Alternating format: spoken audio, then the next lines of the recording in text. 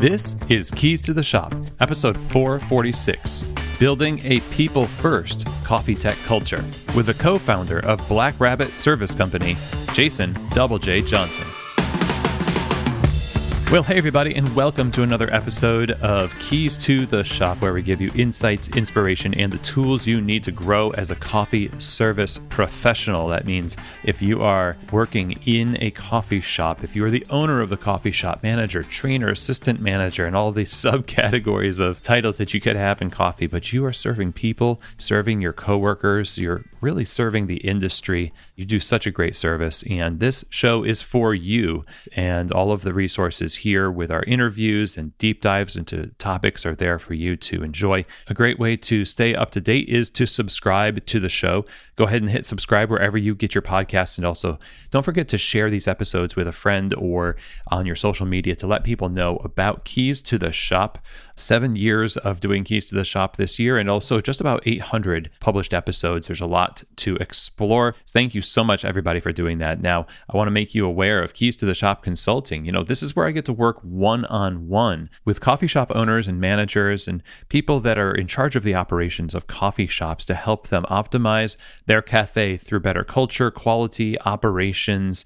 There's a lot of different ways that we can structure our consulting one-on-one, but it all depends on what you need. So reach out, chris@keystotheshop.com. We'll set up a free discovery call where we will discover, that's why it's called that, a path forward where Keys to the Shop can really help you and your business. Again, that's chris@keystotheshop.com. And also don't forget to sign up to get early access to the applications for the peer-to-peer mentoring group, the mastermind group, whatever you want to call it. I call it the key holder coaching group. That is opening back up for membership starting in March, but you can get early access in February to the application to be considered for one of these groups. Yeah, it's plural. We're doing many groups this time in 2024. So reach out and I will register your interest. We might even have a conversation and put your name on that list. chris@keystotheshop.com. Now, I hope you all know that I love the Ground Control Brewer. That brewer brings next level extraction technology to your cafe. It makes the best batch brew coffee you've ever tasted, and it also makes tea, batch iced lattes, batch cold brew. The SCA award-winning technology is to thank for that. Go check them out at groundcontrol.coffee. Right now, their new brewer is 45% less in investment than the original Cyclops brewer. It's shorter, it's 24 inches high, so it's more versatile. And also, it's got 30% higher volume for batch espresso and cold brew concentrate, and it's cloud connected to a smart dispenser that tracks all your brewing data. So concentrates for iced lattes, 8-minute cold brew, best batch brew coffee possible. This makes it a winner, I think, for your cafe. Go check them out again over at groundcontrol.coffee. You know, one of the ways we put people first in the cafe is by considering their tastes and their desires for what they're experiencing coffee, what they want it to be, right? So we offer lots of different options, including lots of plant-based beverages for our customers. And one of the best things we can do is choose a plant-based beverage that really performs on the bar consistently, and that is the Barista Series from Pacific. The Barista Series is created for baristas, and it is approved by baristas before it even leaves their shelf to go to your fridge and into your customer's cup. Stands up to the heat from steaming, creates awesome silky texture for latte art, and the balance of the beverage is always focused on the coffee. So check them out at pacificfoodservice.com, get samples, and try it for yourself and see what I mean. I think if you're looking for the best plant-based beverage for your cafe and your guests, then it should be the Barista Series from Pacific. All right, everybody. Well, today we are going to be talking about the world of coffee tech, and in particular, the world of coffee tech according to our guest, Double J, who is the co-founder of Black Rabbit Service Company. Now, Double J has been doing coffee as a career and basically his life for quite a while now. He started as a teenager in the mid-90s and then developed a deep passion for coffee and food and hospitality. Moved to Portland in 2001 and worked for a handful of coffee shops, both large and small, and found work eventually as a coffee technician for Stumptown Coffee in those early days. That's pretty awesome. And after a decade of honing his skills at Stumptown, he's now co-owner of Black Rabbit Service Company. Now, if you read Barista Magazine, you'll know that there is that coffee tech section at the back where the other co-founder, Adam Lambert, writes on coffee tech, Q&As and topics with Double J. It's such a great feature of the magazine. And Black Rabbit Service Company has really been a standout in the industry, leading the way in coffee tech, and especially the title of this episode, Coffee Tech That's People First. It's about culture, it's about community, it's about hospitality in all aspects. That's part of the DNA of this company because that's part of the DNA of the founders and everyone working there. On top of founding Black Rabbit Service Company, another cool project that Double J has embarked on is as the writer, producer, and host, I will say creator of the Coffee Breath show, which is a food and travel show based around coffee and cafe culture, which is really cool. You should check that out. But in this conversation, we're going to get the story of Double J and what went into the building of Black Rabbit Service Company. You know, everyone's story is made up of a lot of their experiences. So we're going to hear about Double J's approach to lots of different situations where you have to be hospitable and communicative with people that you are rendering this coffee tech service to, your customers and clients, as well as how he leads his team and what the culture there has been cultivated to be, so that everybody involved, both the clients and the people working there, are all doing so in a healthy and beautiful way that is, like I said, a people first way. This is a great conversation around coffee tech, coffee culture, relationships, community, and much more. And so I'm excited for this. Let's get right to it. Here now is my conversation with the co-owner of Black Rabbit Service Company, Double J.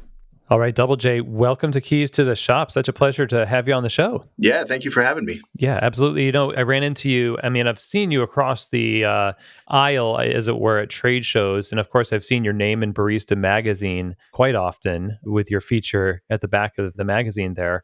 But we officially met, I think, for the first time at Coffee Fest in Orlando.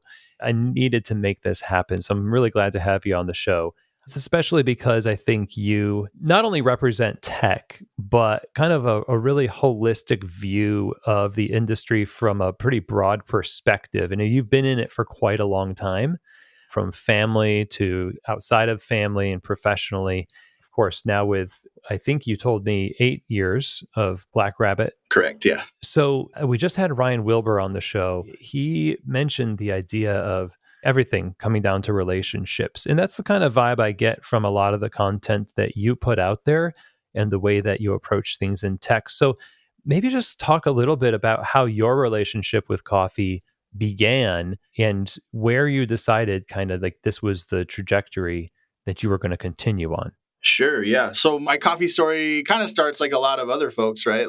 Well, maybe not like other folks. My parents owned a coffee shop and a roasting company when I was a kid, but I sort of just worked there as a job. You know, I thought I can work here while I figure out life. And I was young, so I didn't really know what I was up to or doing. But as you know, the years went by, I sort of fell in love with coffee and food at the same time. There was a food element to their cafe. I sort of quickly realized that this was like a career path that felt right for me, even as a pretty young person. So I started working in coffee in the mid-90s and Central California, and then moved to Portland, Oregon in 2001. Worked for Starbucks and a few other small mom and pop shops, and then eventually got a job working for Stumptown Coffee in 2006. Now, the vibe in the mid 90s is distinct from the vibe we have now, even, you know, just 10 years from that point when when you're in Stumptown versus the family business versus Starbucks. I mean, that's a whirlwind of input that you've received with the tools you use, the people you meet. When you started to fall in love with coffee, I'm interested in what it was that continued you down that path. And how did you start to perceive this? I don't know if it was a tech focus for you that, you know, drew you to that part of the industry or the gears behind the performance, but I'm interested in diving a little deeper into how you kind of coalesced all of those inputs into a career. As far as like what really made me fall in love with coffee was maybe not even so much the coffee itself, but the community of coffee and just the experience of like working in those coffee shops in the mid 90s where it was like kind of bohemian, weirdo hangout spot. You know, I love that aspect of it. You can watch like the opening scene of So I Married an Axe Murderer, and that was like my parents' coffee shop to a T. The giant cappuccinos, there was poetry readings, all kinds of stuff going on. And then even working at Starbucks in the early 2000s, I actually got to work there where they still had La Marzocco's for a brief period before they switched to Super Autos. And even the culture there was really cool. They had their whole third place model where it was like the place between work and home. And it was still really an engaging place for people to visit on their way to work or on their way home from work. So there was a big community working at Starbucks. And then Stumptown, I mean, that's all it was. That's where I started to learn about coffee events and doing all this crazy stuff that we do today with Black Rabbit. I think it was really the culture and the community that drew me in, even more so than the coffee. So the community is helped greatly by the advance of technology and the functionality of a cafe, so that whether it's a giant cappuccino or a traditional competition, quote unquote, cappuccino, right? Everything has to work a certain way. And when you started to not only just own the community aspect and become like you're a fly on the wall, but then all of a sudden you're a contributing member to this community and you're curating events and opportunities for others to do the same thing.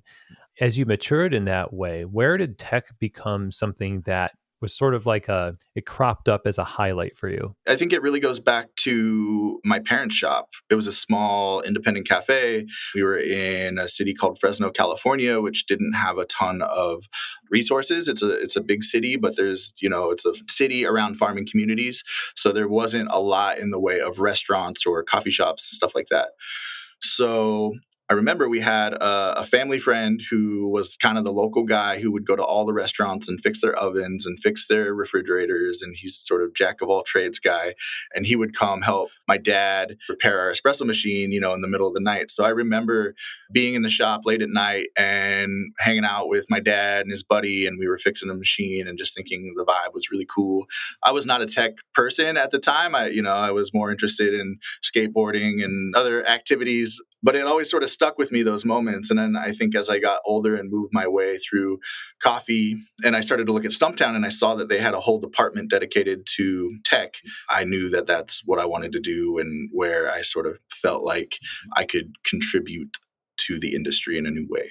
So you helped Stumptown open quite a few cafes. And as you developed in tech and also helping Stumptown do that, what was the relationship like between that department and the efforts to expand the brand and influence the culture of coffee through those expansions? It was pivotal. I don't know how it would have worked without us. It was a small team. It was me and my current business partner, Alex Lambert, and then a couple other guys who actually still work for us here at Black Rabbit. As they would decide to move into a new city, we were the go-to for all the questions about power and electrical, even layout and design-wise. We had tons of input on. And there weren't like as many consultants or experts as there are now, so they had it all internally with their own team, being me and Alex, which was super exciting to be a part of and a lot of learning along the way. We were lucky that Stumptown gave us the opportunity to sort of make mistakes and help them with these really big projects. And we got to learn a lot. And by the time we left there, we were really good at what we did, which is partly why we wanted to start Black Rabbit, so we can open up our skill set to the greater coffee community. What kind of problems were you overcoming then? And how did you approach doing the whole problem solving thing when it came to just like head scratchers and do or die moments in those days? Yeah, it was tough. It was hard because Alex was my boss and I had an apprenticeship under him, but he had only had a year of experience ahead of me. So it was a lot of us like figuring out together. I was excited about like learning the electrical side of things. So I would read books and just sort of study. We'd pay attention when we were on construction sites and listen and learn how to speak the language of technicians. A lot of the manufacturers were really helpful too. Like they have great after sales support. So that way we could call them if something was really tricky. There were times where we would get calls asking for help for issues that we've seen that they haven't seen. So it was a fun mutual learning experience for a lot of us. So in that context, when did you start to feel like you became an authority in some ways where, we learn things like if you're practicing on a guitar or you're doing some other art or craft pursuit, it feels really clunky at first, but then 2 days of good sleep later, you pick it up again and you're like, oh crap. And you're like, I can do this. Yeah. Yeah, exactly. I still feel like I have lots to learn. There's new stuff coming out all the time. There's new technology.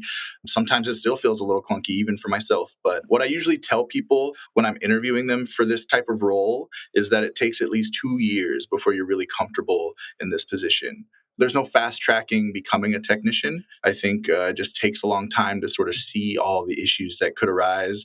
And then it might be another 2 years before you see an issue and you forget how that worked or what you did last time. And so it just takes a while before you're really comfortable in the role. How many of the issues that you encountered, or maybe even still encounter, are the results of inevitabilities versus preventable things? I'd say it's probably about 50-50, honestly, depending on the cafe. Some places are more likely to do a proper preventive maintenance where you're actually replacing larger components, not just gaskets, baskets, screens. It's a little more cost up front to the customer, but I think it helps you with less downtime in the future. You're dealing with a lot of people's emotions too in the mix of all of this, right? And I know that you had a real draw to the community. And it seems like not just in the coffee shop, but the community that you felt in the garage, the community of in the tech world as well. But the relationships between the service provider and the one receiving the service seems like one that's at one time technical, but also therapeutic in a way, because this is their dream. They always wanted to open a coffee shop. This machine doesn't work. We had to turn customers away. So, talk a little bit about how you have developed an approach to people as you approach their machines. That's a great question. It's a pretty delicate balance. Before we started Black Rabbit, at least in Portland, we knew there was a few other service companies out there, and they weren't always like friendly. They weren't necessarily coffee people. And so that was one thing right out of the gate. We were like, okay, we're going to be friendly. We're going to be the friendly technicians, you know. We're going to be the guys that come in and smile. We're going to be the guys that actually know something about coffee, and more importantly, we're going to make sure the customer is confident that we're going to get their issue taken care of. I think that's been a big part of our approach to talking with customers, is just making sure that, like, maybe we don't have the part we need, or maybe we don't have availability to get to them as quickly as they'd like, but we are able to come up with solutions most of the time to get them up and running, or give them a backup machine, or make them feel like they are being taken care of and not just left in the dust, you know, or left on their own to try and figure out a solution. I always tell people technicians are often the hero of the day and also the first one thrown under the bus. You know, it's it's a tough gig, and you kind of have to take it all with a grain of salt, because emotions run high when equipment's not working and money is being lost. So we get it. You're definitely, like the owner of the coffee shop, subject to just as many emotions as the people you serve. And then feedback that people give you about your baby, really. It's got to take a toll. And I wonder, in that world where it's sort of like when you're a doctor, I suppose, like an ER doctor, like you only see people when things are When they're going wrong. So what does Exactly. that do for how you approach self-care and the care for your team as you bring more people on, because now their own emotions are in the mix of these relationships? Absolutely. Yeah, I do really think it takes a certain type of person to do this type of work. Like you mentioned, you are dealing with customers who are potentially very upset. You're also alone. You're driving around in a van by yourself most of the time. And you always have the support of your team via text or phone or whatever, but you're really out there by yourself and you're sort of responsible for managing your own time. And so it's a high burnout job. So we take a lot of care into making sure our team, one, gets plenty of PTO. We try and pay them as best we can for the skill level and for the work they're doing. We also try to just create a fun environment. So when they're here in the shop, if you haven't been here to one of our events, we've got like snacks and video games, and we got stuff all over the place, and it's fun. But they're only here for like an hour in the mornings, so it's short lived before they're out the door. Right. Well, that's still great to have. I think it's just building culture, right? Like in any business, you need to build the culture that you want to be in, and you need to make sure that your team can buy into that as well. Okay. So the next question, I suppose, is when you make a mistake on a machine, you're basically like, oh man, I slap your forehead. I'll do it better next time. When somebody else makes the mistake on a machine that you wouldn't have made as the boss, how does it go down to really help others develop their skill in a way that encourages them to fix problems without sort of making that feeling like, oh, I really messed up worse. We work hard to make sure that everyone knows, even us technicians who have been at it for a long time, make mistakes. It's just how it goes. It's what happens out there. Because some people will really beat themselves up over stuff like that. And it just takes time to learn that not every mistake is a huge deal. Like, you have support, we can come out and make sure it's taken care of. Like, if people are in the field and they're struggling, myself or Alex or Jesse, who's one of our senior techs, or Jeff down in LA, we will go meet them and make sure like they're taken care of, to relieve some of that stress. So I think it's really just as much support as we can offer. And then as far as the learning experience, making a mistake is the greatest learning experience you can have.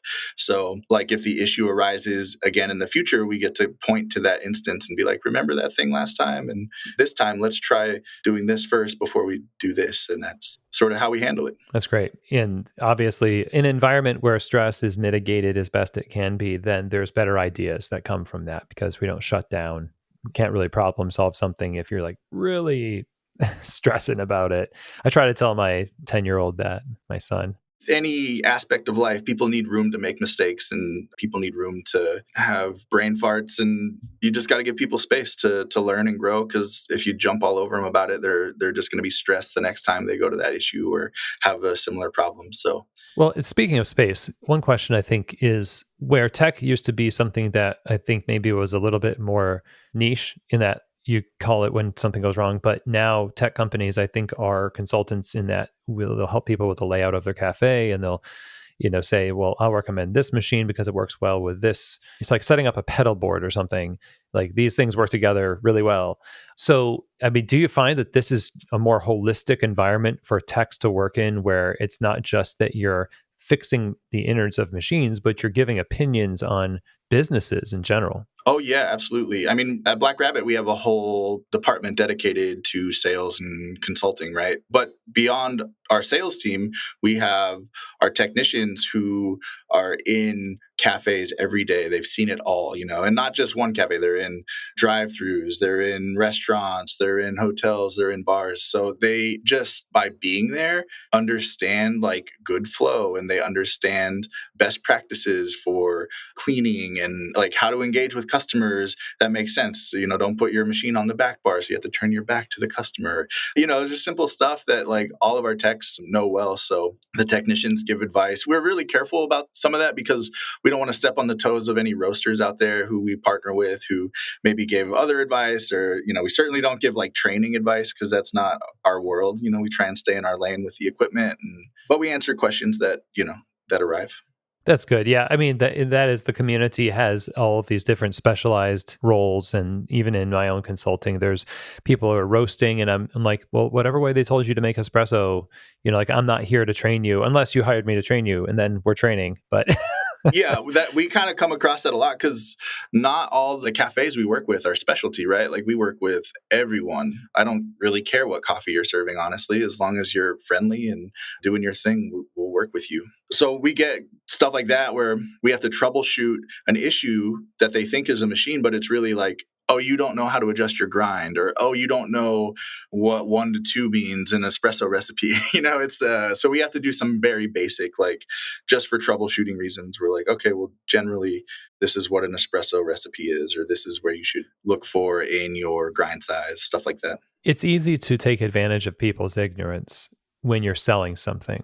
And no matter what aspect of the industry you're in, but we are all about transparency. That's the buzzword of, always will be, for I can't see an end to that. But the idea is, these better informed people, I mean, sometimes you might lose a sale. You might shoot yourself in the foot, so to speak, but it's not financially advantageous to do so. But I wonder if you could talk about the necessity of helpfulness and honesty, even if it means less in the immediate for your customers. How does that come out in the wash to your advantage and to their advantage? Yeah, absolutely. I mean, for us, the benefit is our reputation, right? Like, this happens fairly often where they'll have this crazy idea where they want to open like a restaurant with a game store and an espresso program, and like they put like 4 different businesses in one space, and they're just really excited to do their own thing. And we'll consult with them for a bit, and when it comes down to it, we might be like, man, you really don't need to do espresso here. Like, this is probably a situation where some really good drip coffee will treat you right, and your customers will be happier,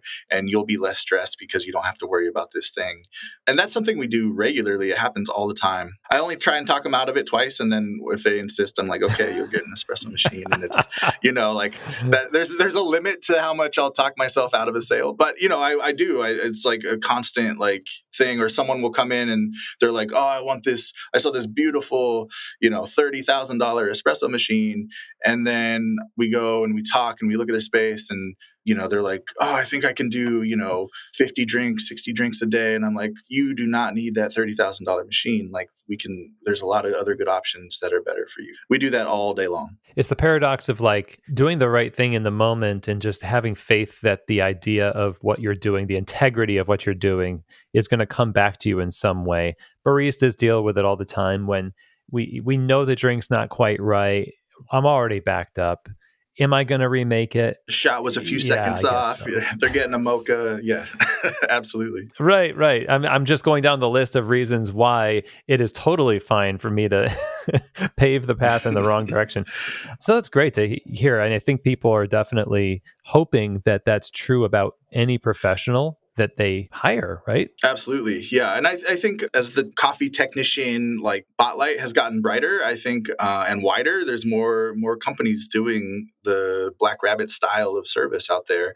I think there are more options for honest technicians where you'll get folks that aren't just trying to make a sale or not trying to just sell you a service package. I think people are generally out for the customer's best interest. Why is it that tech is such a highlight right now versus maybe before? I'm going to give myself a little credit here. I think Black Rabbit has been part of that. I think we have sort of not just started a coffee equipment tech company, we started a coffee company without selling coffee. So that was sort of my idea of Black Rabbit. I wanted to do events. I wanted to be involved in the community. I wanted to support throwdowns and do whatever I could to be involved in the community like a coffee shop or a coffee roaster would do, all under the umbrella of equipment technician. And we're seeing more and more of it.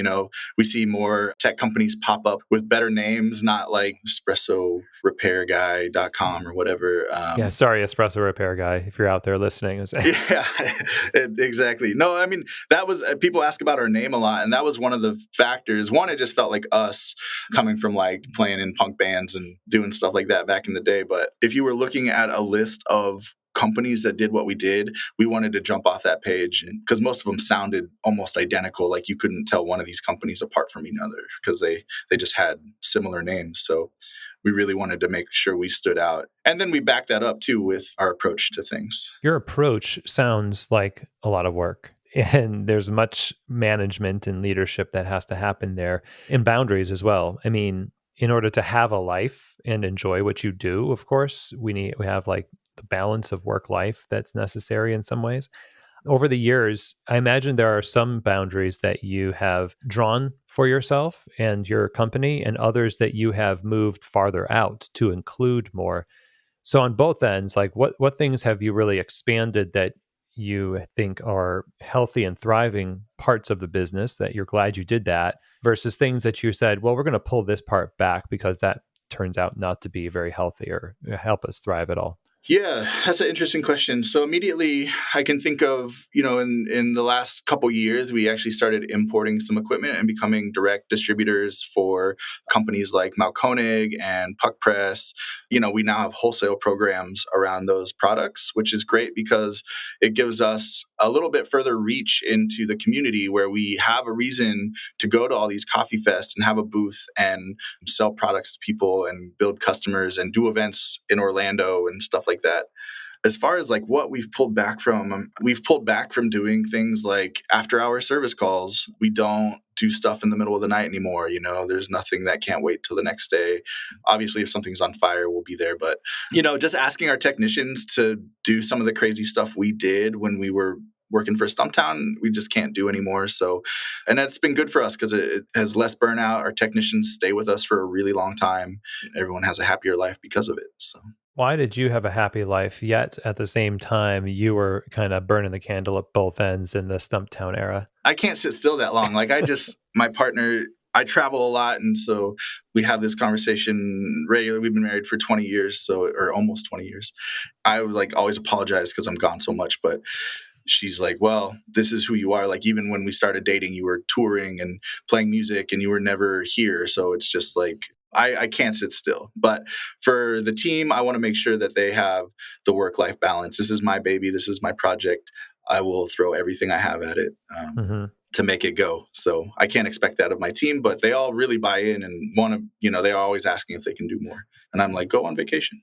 Let me ask you this, because now going from barista to in your role at Stumptown with tech and managing and helping them open many shops, and now you're 8 years into this tech work, the expansion of your company, it's meant a lot of influence in the industry. You write a column with your business partner for Barista Magazine. And sometimes it's a column, sometimes it's question and answers. And that's a really great barometer for where the coffee industry is, I think, when you're submitting questions to Barista Magazine that you want Alex and Double J to answer. What are some of the ones that you've received that are just like, oh, I'll have to check on that, or I can't believe they're asking that? Maybe some shockers are really good ones. One, it's very flattering that we get to write this column for Barista Magazine. Shout out to Sarah Allen, because she's amazing. Yeah, as far as the questions, it's also very flattering that people continue to send them in. Every time she asks us to do a column, she's like, here's 50 new questions. And I'm like, where did these come from? Did people actually read our column and ask this? Oh, so you select the questions you're going to answer? Yeah, Sarah collects them and she sends them over to us. So nice. For me, the hardest ones are when people get real sciencey, because I'm not a scientist. I understand things like water filtration. I understand water enough to protect your machine, and I understand water enough to set you up with the right filtration. But some people will want to know like really the nitty gritty on water science, and that's not what I'm an expert in, So stuff like that is hard. I've actually reached out to friends who know a lot more about water and things like that to answer some questions, or even ask them if they would be willing to write the part of that column. So yeah, I think it's the really techie like science stuff. Anything else, it's pretty easy. Sometimes the people are asking like training questions really, and those are kind of fun to address, because I hope that like people read that and they go, oh, maybe this isn't the machine. Maybe it's something I need to adjust or think about differently.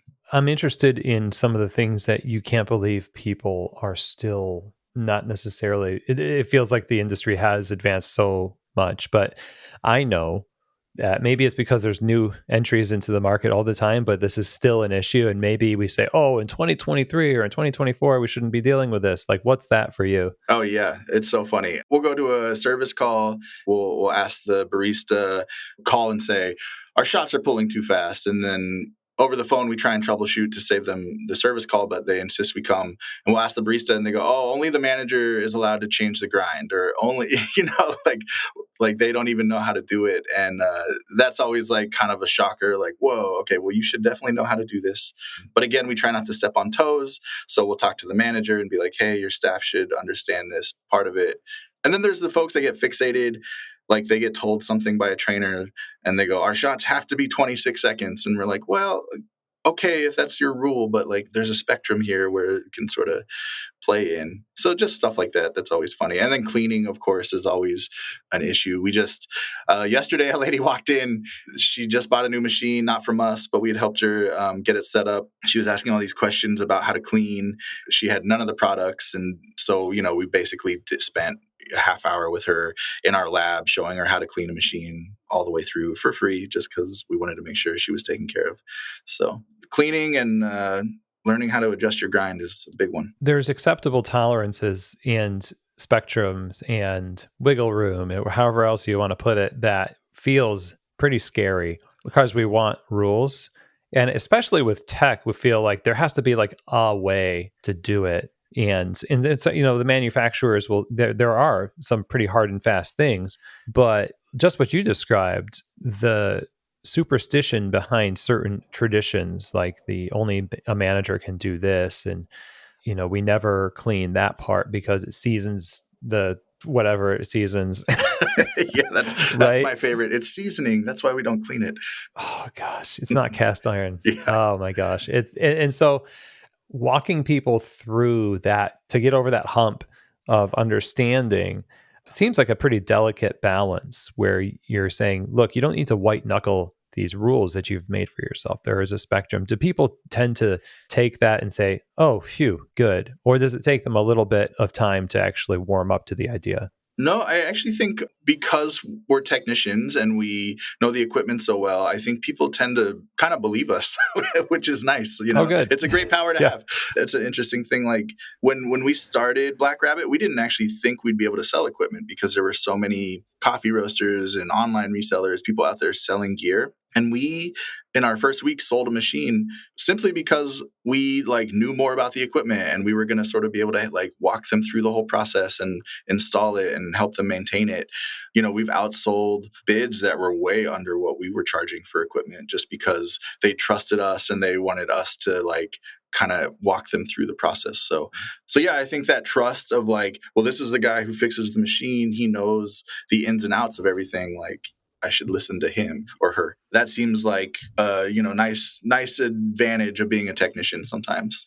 And it's a testament to the idea that trust is kind of what people are looking for. The service is part of it, of course, but there's lots of choices. And peace of mind, as trite as it is to say, like, we give you peace of mind, right? But it truly is a universal need for people in need. Absolutely. Yeah, it goes for roasters. You could sell your coffee per pound for $2 more per pound than the competitor, but they know that it may be that you won competitions or that you are just such a freaking nice guy, like whatever. In full circle fashion, I suppose, the community that got you, the feel of the community that got you into this is now a focus of yours again with the Coffee Breath show. So tell me a little bit about that. Yeah, so Coffee Breath is I don't know, we'll call it a side hustle for now. It's a whole other business that me and my buddy Chris started doing during COVID. So I was helping him with a project at his house. We put a sauna in his backyard. While we were building this thing, he was like, hey, would you be interested in maybe shooting some stuff and seeing if we can put together a little coffee show?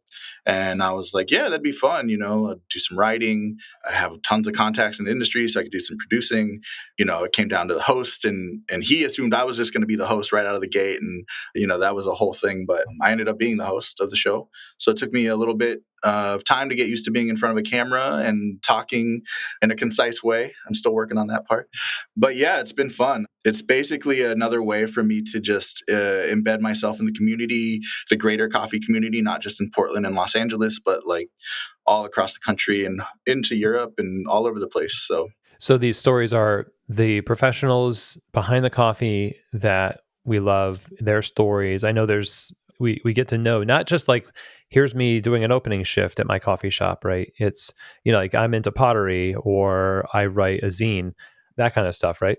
Yeah, I mean that because again, like we talked about a little earlier, that was sort of something that drew me into loving coffee was all the weirdos that would hang out at my parents' coffee shop or like the folks that would even come to Starbucks and like getting to know their lives. And I just feel like there's such a community. I keep saying that word, but it's so important. And I think it's even bigger in coffee than it is in food or restaurants where those guys are getting all the spotlight in big television shows. So we were like, we could do something around coffee that is just as good and just as interesting and maybe connect with people even more because people spend more time in coffee shops than they do in restaurants. Nice. That's very cool. Yeah, it's a great show. The whole trajectory of your career, the idea of really introducing people to great coffee via coffee shops or helping them set up their own coffee shop and helping be a solution finder for people. And now, storyteller. I love all these aspects. It is really awesome to have, somebody who can't sit still like yourself Thank you. in the Yeah, industry. I'm glad it's good for something.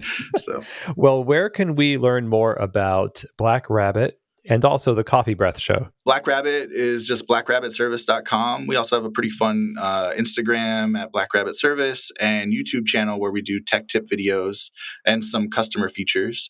And then Coffee Breath is coffeebreathshow.com, at Coffee Breath Show on Instagram, and at Coffee Breath Show on YouTube. Excellent. Well, Double J, great to have you on the show. Thank you so much for all you do. It was a pleasure, man. Thank you. Appreciate it. All right, everybody. Well, I hope that was a helpful episode. There is a lot to take away from this. We all have our part to play in the industry. We all have different places where we render our service to customers and to our coworkers. And coffee tech, of course, the way that this industry is, we use machines. And espresso is a machine. Coffee and coffee itself is gone through many processes to get to where it's able to be served. We need companies like Black Rabbit Service Company to be there for us, and not just for our needs, but for us. And I think that's what I take away from this. The evolution of just having a tech service to having a tech service that serves people in a pretty human way, right? And considering the culture of the coffee shop and the needs of the shop, and focusing in on good communication. And not only that, knowing that a company is striving to treat its own techs with the same kind of hospitality that their service to your cafe is helping you give to your customers, that just makes it all the better. And that's a great example for anything we do. Nothing we do is in isolation. It's all something that will impact related areas on the side. And I'm thankful for the example of Double J and how Black Rabbit Service Company has evolved and is a people-first company serving coffee people. And so a huge thank you to Double J for joining us on the show. If you're interested in learning more about Black Rabbit Service Company, go ahead and check out their website, blackrabbitservice.com. You can also check them out on Instagram at Black Rabbit Service. And of course, if you want to watch episodes of Coffee Breath, the Coffee Breath show that Double J produces, go ahead and go to the website coffeebreathshow.com. And if you have any questions for me about today's episode or any other episode, go ahead and reach out, Chris at keystotheshop.com. That's also where you can register your interest in the upcoming key holder coaching groups, as well as working one-on-one with me at Keys to the Shop Consulting. And with that, that is the end of our show, everybody. Thank you so much for taking the time to join me today. Always appreciate you and your support of Keys to the Shop. Don't forget to subscribe and share these episodes, and also take a moment to give a 5-star rating or review over on Apple Podcasts. That really helps as well. Thanks, everybody. And as always, I hope that this episode has truly given you keys to the shop.